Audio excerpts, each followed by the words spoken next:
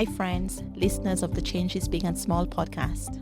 This is your host, Damianne. Typically, I would be interviewing someone or sharing research to help you take action to build a life that you want. This would usually involve a challenge as well. I'm doing something different because I have been on vacation for the past 5 weeks.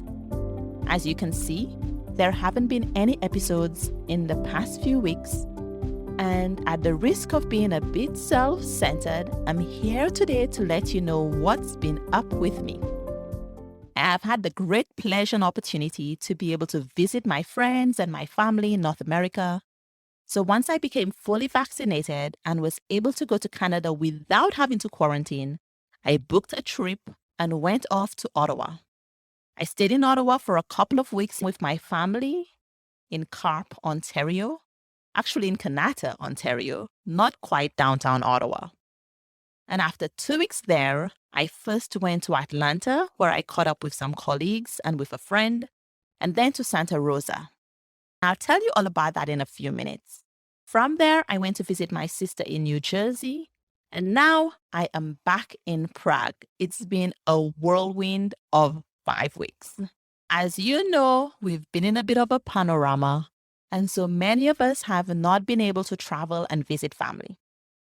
And that can be a little bit difficult for those of us who live outside of our home country or who live away from family. So it's been a couple of years since I've been able to go to Canada. It felt really odd to be traveling. It also felt great, but I have to say I was a bit nervous on the plane, worrying about COVID protocols, and also wondering if everybody else around me was as well. Then I got to Ottawa, and usually I get in touch with my friends from university, from high school, so that we could get together and we could catch up. I have friends that I've also met from working in schools internationally. This time was a little bit different. I felt awkward reaching out to people and asking them if they wanted to meet me because I didn't want to put them in an uncomfortable situation. I know everybody can say no, people can feel comfortable to do what's right for them, but I still felt this sense of awkwardness. I had just been on a plane, I had just flown in from Prague, and so I decided that I would meet mostly with family. I got in touch with one friend from high school. I knew that she was fully vaccinated and she was fine meeting with me. I also got to meet with my family members. It was so nice to see my nephews. Obviously, I haven't seen them in a while. And even though the family has been meeting on Zoom every once in a while, it's not the same thing as being able to meet face to face with family. It was lovely. My sisters and I went on some hikes. I went for ice cream with my brother and his children. I had some Caribbean food because I love roti. I always look for a shrimp roti when I go to Canada in the summer, or whenever I go there, actually. It's not always in the summer.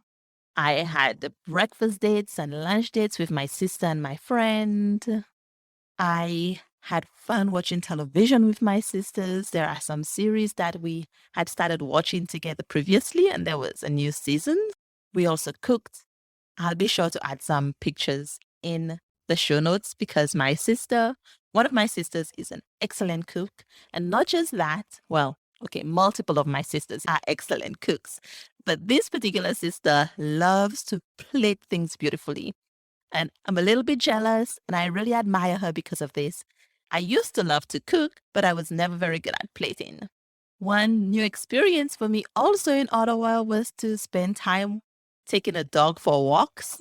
I don't have a dog. I've never had a pet myself, but my stepmother has a dog, and we became friends because we'd go for a daily walk or two around the neighborhood. So even though I worked a lot of the time that I was in Canada, I would start work quite early, and that meant that I also finished early, so I had lots of time to spend with the family. From Ottawa, I went to Atlanta, and what a difference. Well, I got kind of stuck in Toronto for a couple of days. First, I wasn't allowed to enter the US because I hadn't been in Canada for 14 days. I counted 24-hour periods, but you have to count full days, not counting the date of arrival and departure. And so I had to stay in Toronto for one day. It was actually quite nice. I hadn't anticipated that, but I got to meet a good friend that I hadn't seen in years. So that was exciting. On the second day, when I showed up at the airport once more, my flight got cancelled because of a customs strike. Finally, on the third day, I was able to go to the US and I ended up in Atlanta. Wow, what a sense of alternate reality. I have friends in Atlanta and they'd explain to me what the situation is there. There's no mask mandate. There don't seem to be any protocols about COVID. But actually being inside of a Target and watching people around me without mask on was disconcerting because we wear masks in shops still in Prague, and that was the same in Ottawa.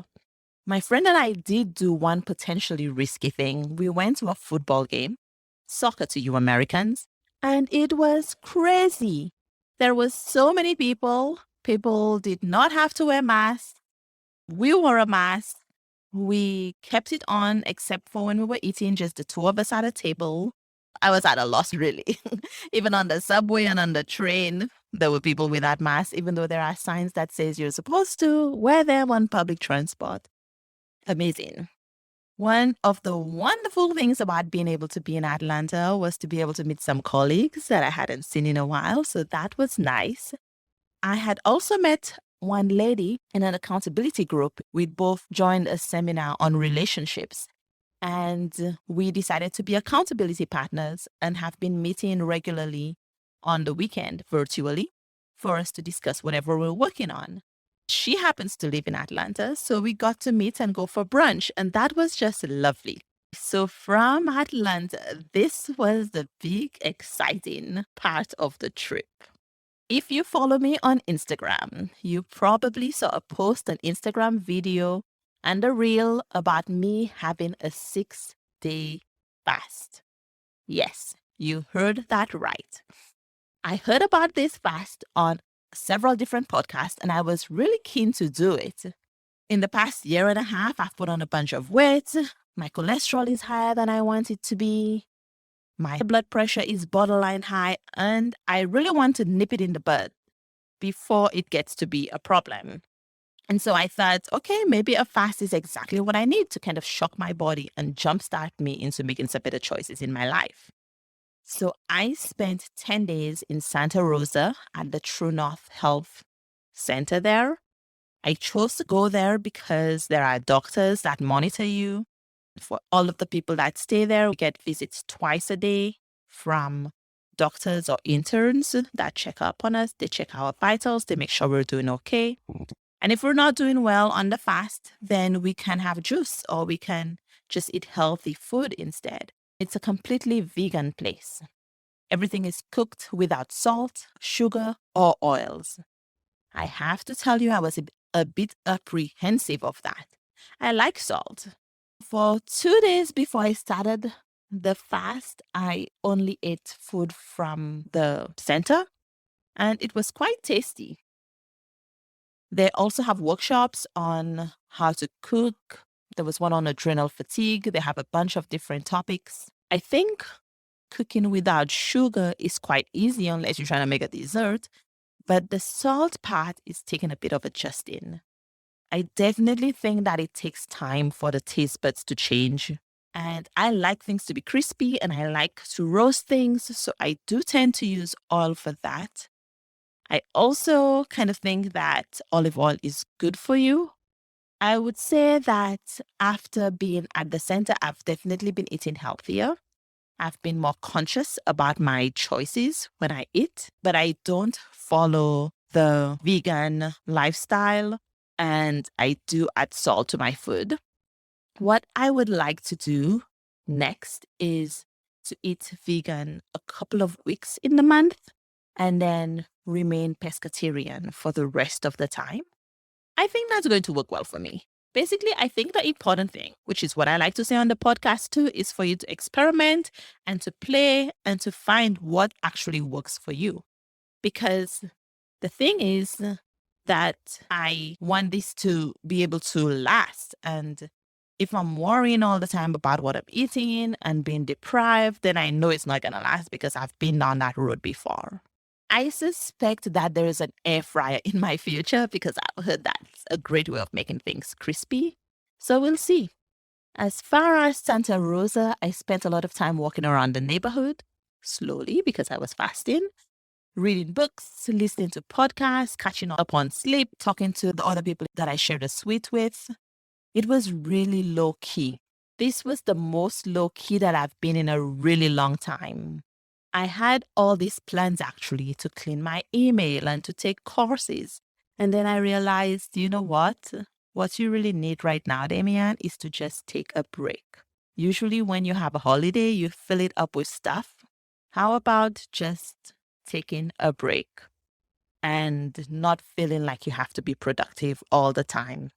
This was exactly what I needed because I was feeling quite exhausted before this trip, and just having a week where I didn't have to work and I didn't have anything scheduled, where I could just kind of go with the flow and how I was feeling, it was a gift that I am very thankful that I gave to myself. So after 6 days of fasting, I had 3 days where I reintroduced foods slowly, starting with juice, then raw food, then steamed foods, and then grains.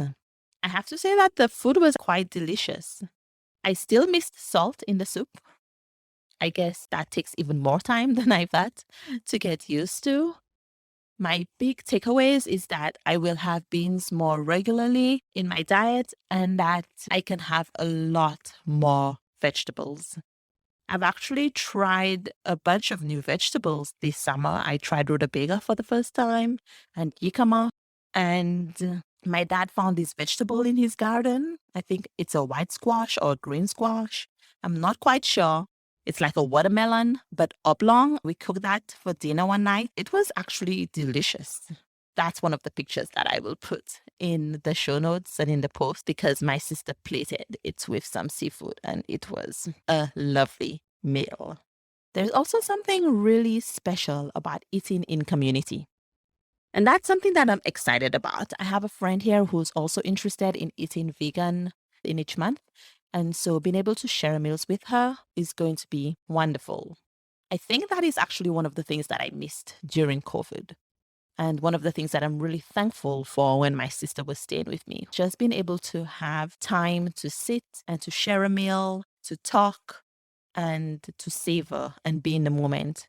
And I find that I more naturally savor and spend time in the moment when I'm eating with somebody as opposed to when I'm eating by myself. You've likely seen me post on Instagram about taking breaks and making time.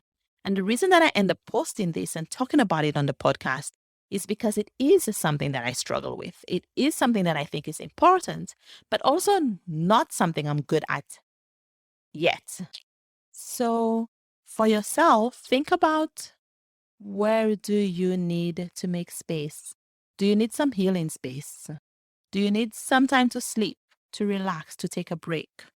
What's the gift that you can actually give to yourself? I started off this podcast by saying that this one would be different because there wouldn't be an invitation or a challenge. But you know me, I can't resist. There is an invitation for you to consider. My invitation is, where is it that you need to let something go? What is it that you need to take a break from? Maybe there is something that you can take off of your schedule for today or this week or for this month. Maybe there's something you can actually take off your schedule entirely because you don't need it there anymore, but you keep doing it because you've been doing it. I encourage you to explore that and see what comes up for you. See how you can live your life with a little bit less pressure and a little bit more freedom. Maybe actually what you need is to take time to feel whatever it is that you're feeling. Time for you to have a difficult conversation or face some hard truths. Making space isn't always about joy and fun, but it's about what's going to serve you. What's going to serve you and the life that you want to lead. A new season of the podcast will be coming up at the end of this month, at the end of September. Stay subscribed. If you haven't already subscribed, press the subscribe button or follow if you're using Apple Podcasts. and you will get an update when there is a new episode. You can reach out to me, contact@changesbigandsmall.com. If you've enjoyed this episode or any other episode of the podcast, I would appreciate it if you would leave me a review wherever you're listening.